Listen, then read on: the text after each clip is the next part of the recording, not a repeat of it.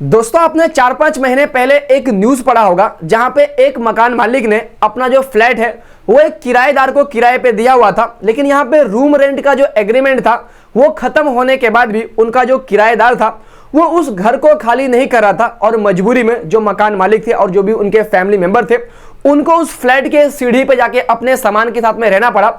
और चीजें मीडिया में आती है तब जाके यहाँ पे उनका घर खाली होता है और फाइनली उनको खुद का ही घर वापस से मिलता है। उसके अलावा यहाँ पे आपने 1 महीना पहले एक और न्यूज पढ़ा होगा जहां पे एक प्रॉपर्टी के ओनर थे, उन्होंने अपना जो प्रॉपर्टी है वो एक किराएदार को किराए पे दिया था ताकि वो वहां पे अपना ऑफिस खोल सके।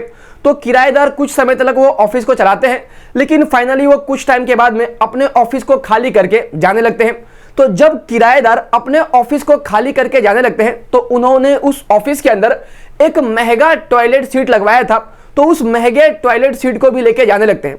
तो उस केसेस में जो भी रूम के मालिक होते हैं, जो भी उस प्रॉपर्टी के मालिक होते हैं, वो किराएदार को टोकते हैं कि भाई आप इस टॉयलेट सीट को लेके नहीं जा सकते। और इसी को लेकर के जो मकान मालिक थे और जो भी किराएदार था, दोनों के बीच में बहस होता है और यहाँ पे मारपीट भी होता है। और यहाँ पे जब पुलिस पहुंचती है तो पता चलता है कि भाई जो किराएदार था उसने मकान मालिक को पीट दिया। तो अब यहाँ पे क्वेश्चन आता है कि भाई अगर आप कोई घर किराए पे लेते हैं और उस घर के अंदर कोई भी नया आइटम लगाते हैं तो क्या आप उसको बाद में वापस भी लेके जा सकते हैं क्या? तो ये डिपेंड करता है कि आपके रेंट के एग्रीमेंट में क्या लिखा हुआ है। अगर रेंट के एग्रीमेंट में साफ साफ लिखा हुआ है कि भाई जो किराएदार है वो कुछ भी घर में लगाएगा तो वो वापस लेके जा सकता है, तो डेफिनेटली लेके जा सकता है। इसके अलावा आपके रेंट एग्रीमेंट में ये भी लिखा हो सकता है कि अगर किराएदार ने मकान मालिक के सहमति से कुछ भी घर में एक्स्ट्रा ऐड किया तो भाड़े में से कटवा सकता है। इसके अलावा एक और चीज ऐड हो सकता है कि भाई अगर किराएदार मकान मालिक के घर में कुछ भी नया चीज ऐड करता है तो यहाँ पे जब वो वापस से घर खाली करके जाने लगेगा तो वो डेफिनेटली चाहे तो जो भी उसने सामान को ऐड किया है वो लेके जा सकता है, लेकिन जो पुराना सामान था उसको वापस से वहां पे उनको लगाना पड़ेगा। तो इस तरीके से तमाम चीजें रेंट के एग्रीमेंट में लिखा होता है। इसके अलावा यहाँ पे 4-5 दिन पहले का एक और न्यूज है कि एक मकान मालिक ने अपना जो घर है वो एक किराएदार को किराए पे दिए हुए थे। और यहाँ पे जो किराएदार था वो उस घर के अंदर सिलाई वगैरह का काम करवाता था, लेकिन किराएदार के ऊपर आरोप यह था कि वो बाल मजदूरी करवाता था, यानी कि वो बच्चों से काम करवाता था जो कि इंडिया में इलीगल है।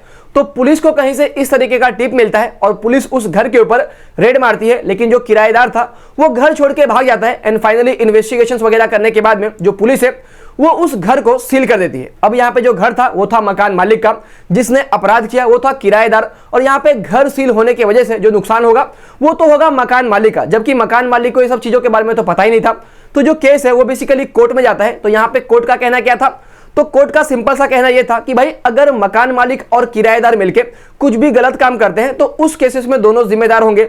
लेकिन यहाँ पे मकान मालिक को कुछ भी पता ही नहीं है और यहाँ पे किराएदार भी भाग गया है, उल्टा मकान मालिक का पैसा फंसा हुआ है। तो इस केसेस में आपने जो इस घर को सील किया है ना उसको आप डीसील कर दीजिए। और यहाँ पे ये भी कहा गया कि भाई अगर मकान मालिक को इसके बारे में पता होता तो मकान मालिक ने क्या करना चाहिए? तो मकान मालिक ने सिंपली 100 नंबर पे कॉल करना चाहिए और पुलिस को सारा इन्फॉर्मेशन बताना चाहिए। या तो जो मकान मालिक है वो बेसिकली पुलिस स्टेशन में जाके रिपोर्ट वगैरह दर्ज करवा सकते हैं। और यहाँ पे मकान मालिक चाहे तो पुलिस को रिक्वेस्ट भी कर सकते हैं कि इस केस के अंदर मेरा नाम नहीं आना चाहिए। उसके अलावा यहाँ पे मकान मालिक जो उनका किराएदार है उनको कह सकते हैं कि भाई आप इस तरीके का काम कर रहे हो तो आपको घर खाली करना पड़ेगा। तो इस तरीके के आपको बहुत सारे केसेस मकान मालिक और किराएदार के बीच में देखने मिल जाएगा। तो आज के इस वीडियो में हम सिंपली फटाफट से ये डिस्कस कर लेते हैं कि जब भी आप अपना घर किराए पे देते हैं तो आपको किन बातों का ध्यान रखना चाहिए, किस केसेस में आप अपने किराएदार को घर से निकाल सकते हैं और यहाँ पे आपके पास में क्या क्या अधिकार होते हैं और यहाँ पे किराएदार के पास में भी कुछ अधिकार होते हैं। सारी चीजों के बारे में हम फटाफट से डिस्कस कर लेते हैं। तो सबसे पहला हम ये समझते हैं कि अगर आप अपना घर किसी किराएदार को किराए पे देते हैं तो किस कंडीशन में आप वो घर को खाली करवा सकते हैं। तो यहाँ पे सबसे पहला कंडीशन ये है कि अगर आपका किराएदार बगैर आपको बताए आपके घर के अंदर कोई नया कंस्ट्रक्शन करता है तो उस केसेस में आप उससे घर खाली करवा सकते हैं। दूसरी बात कि अगर आपका किराएदार बगैर आपको बताए किसी तीसरे पर्सन को घर किराए पे देते हैं तो उस कंडीशन में भी आप अपना घर खाली करवा सकते हैं।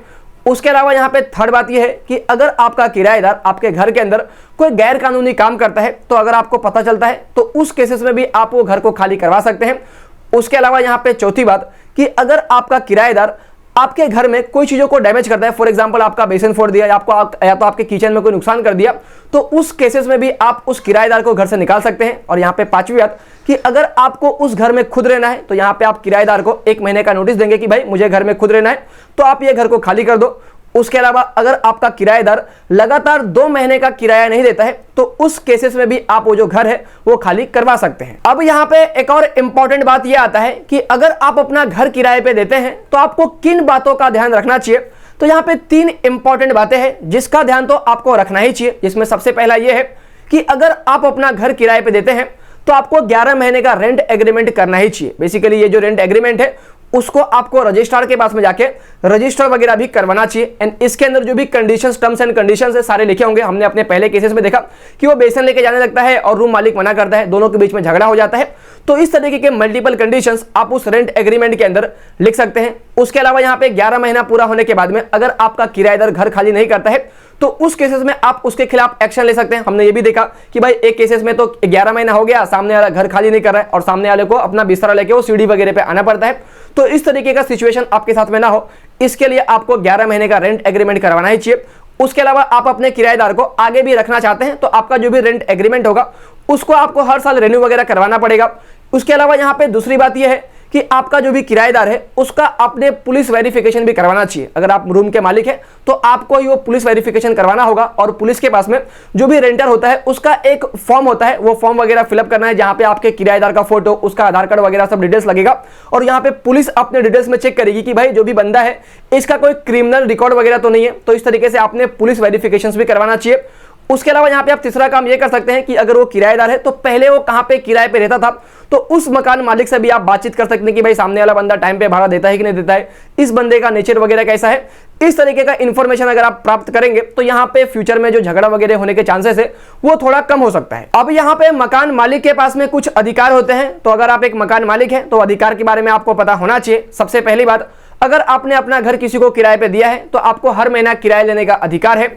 दूसरी बात, अगर किराएदार मकान मालिक के घर को गंदा रखते हैं या तो उसको नुकसान पहुंचाते हैं तो उस केसेस में मकान मालिक किराएदार को टोक सकते हैं। एंड यहाँ पे तीसरी बात, अगर किराएदार मकान मालिक के घर पे कोई नया कंस्ट्रक्शन करवाते हैं बगैर मकान मालिक को पूछे तो मकान मालिक चाहे तो उस कंस्ट्रक्शन को रोक सकते हैं। और यहाँ पे चौथी बात, अगर किराएदार बगैर मकान मालिक को पूछे किसी दूसरे व्यक्ति को घर में लेके आते हैं तो उसके ऊपर भी मकान मालिक उनको टोक सकते हैं, रोक वगैरह लगा सकते हैं। और यहाँ पे पांचवी बात, अगर मकान मालिक को किराएदार से घर खाली करवाना है तो यहाँ पे मकान मालिक को किराएदार को 1 महीने का नोटिस देना होगा। उसके बाद लास्ट में हम ये भी डिस्कस कर लेते हैं कि किराएदार के पास में क्या अधिकार होता है। तो यहाँ पे सबसे पहला अधिकार यह है किराएदार के पास में कि जो भी रेंट एग्रीमेंट में समय लिखा हुआ है उस समय से पहले मकान मालिक किराएदार को उस घर से नहीं निकाल सकते, लेकिन कुछ कंडीशन में निकाल सकते हैं। सबसे पहला, अगर किराएदार ने लगातार 2 महीने तक किराया नहीं दिया तो उस केस में मकान मालिक निकाल सकते हैं। और यहाँ पे दूसरी बात, अगर किराएदार कोई भी गैर कानूनी काम करता है तो उस केसेस में भी मकान मालिक उनको घर से निकाल सकते हैं। लेकिन यहाँ पे नॉर्मल केसेस में रेंट एग्रीमेंट के समय से पहले किराएदार को घर से मकान मालिक